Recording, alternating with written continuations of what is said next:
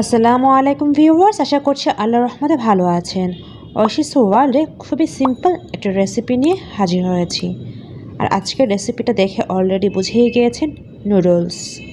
এরকম Maggi noodles কতটা easy ওয়েতে বাসায় বানিয়ে খাওয়া যায়, বাচ্চারা তো খুবই পছন্দ করবে। তাছাড়া গেস্ট আসলে তো আর কথাই নেই, একেবারে চাইনিজ স্টাইলে আজকে আপনাদের সাথে শেয়ার করে নিচ্ছি ম্যাগি নুডলস কীভাবে রান্না করে নিতে হয়। আজকে আমি যেভাবে দেখিয়ে দিচ্ছি এভাবে যদি আপনারা একবার বাসায় ট্রাই করে দেখেন, তাহলে চাইনিজ স্টাইলের নুডলস হয়ে যাবে। তো কথা না বলে শুরু করে ফেলে আজকে এই সিম্পল রেসিপি তৈরি করতে কী কী লেগেছে।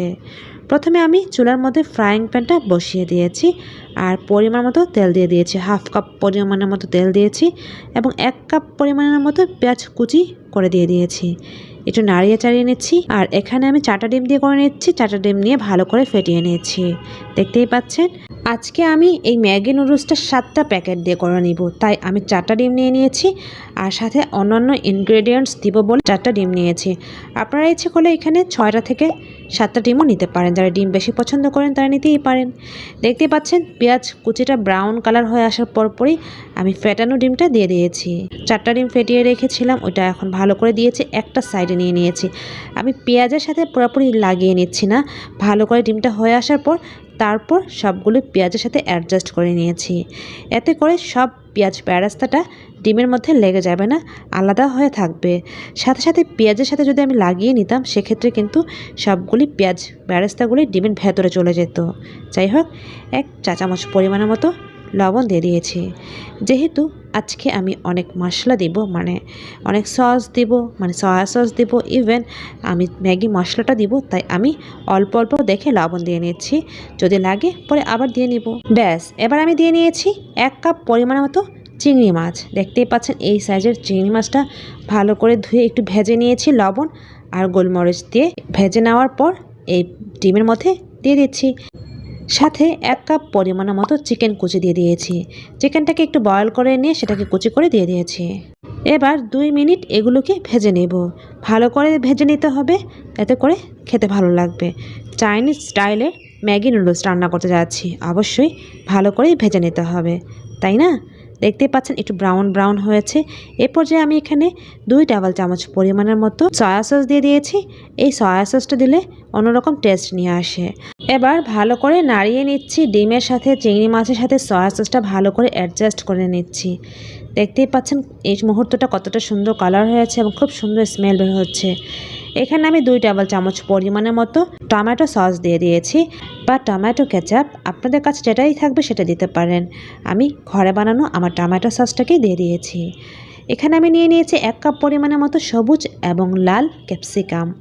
যেহেতু আজকে আমি আগেই বলে নিয়েছিলাম আমি চাইনিজ স্টাইলে ম্যাগি নুডলস করতে যাচ্ছি, তাই অবশ্যই এখানে আমাকে নিতে হয়েছে চিংড়ি, চিকেন এবং ক্যাপসিকাম, তাই না? দিয়ে দিলাম সেই ম্যাগি নুডলসের মশলাগুলি। আমি এখানে 3 প্যাকেট দিয়ে দিয়েছি, মানে ম্যাগি নুডলসের মশলা 3টা প্যাকেটে 3টা নিয়ে নিয়েছি, বাকি 3টা আমি পরে দিয়ে নিব। তো দেখতেই পাচ্ছেন নাড়িয়ে চাড়িয়ে নিচ্ছি। ব্যাস, হয়ে গিয়েছে। একটু চিনি দিয়ে দিব, যেহেতু হয়ে আসছে।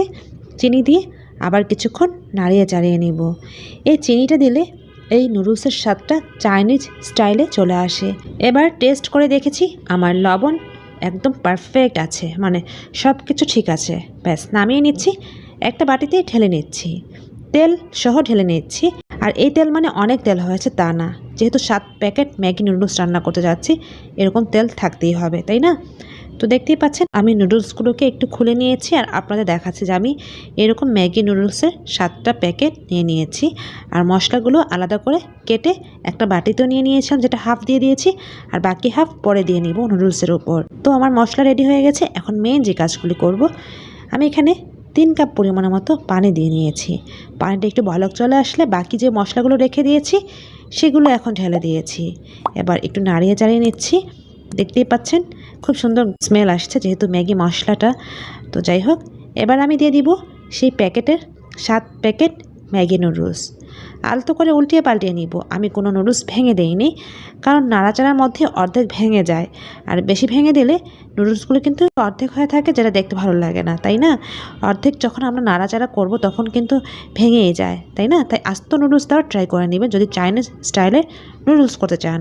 দেখতে পাচ্ছেন আমার নুডলসটা প্রায় সেদ্ধ হয়েছে। যেহেতু আজকের এই ম্যাগি নুডলসটা ঝরঝরে করব, তাই পুরোপুরি সেদ্ধ হওয়ার জন্য আমি একটু ঢেকে দিয়েছি ঠিক 2 মিনিটের জন্য।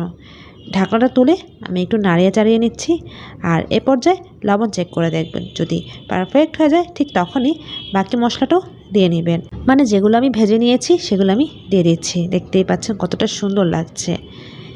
এভাবে আপনারা একবার হলেও বাসায় বানিয়ে খেয়ে দেখবেন, আর আমার কমেন্ট সেকশানে জানিয়ে নেবেন কেমন লেগেছে, কেমন হয়েছে।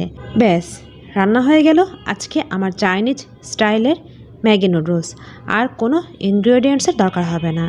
এখন জাস্ট মশলাগুলোর সাথে ভালো করে নুডলসের গায়ে মিশিয়ে নিলেই হয়ে গেল। জাস্ট কাঁচামরিচ দিয়ে দিয়েছি ফ্লেভার নিয়ে আসার জন্য।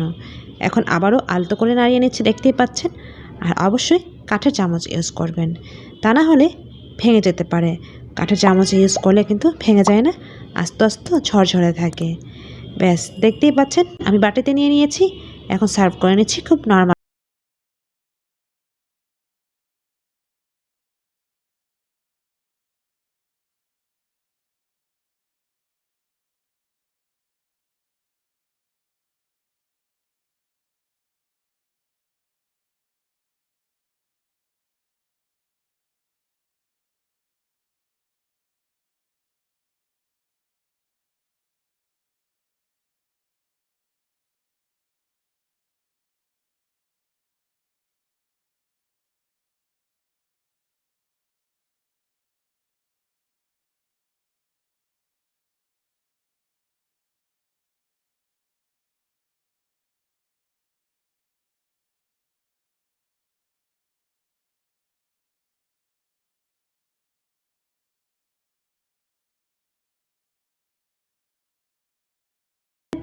চাইনিজ স্টাইলের ম্যাগি নুডলস নিশ্চয়ই ভালো লেগেছে, তাই না?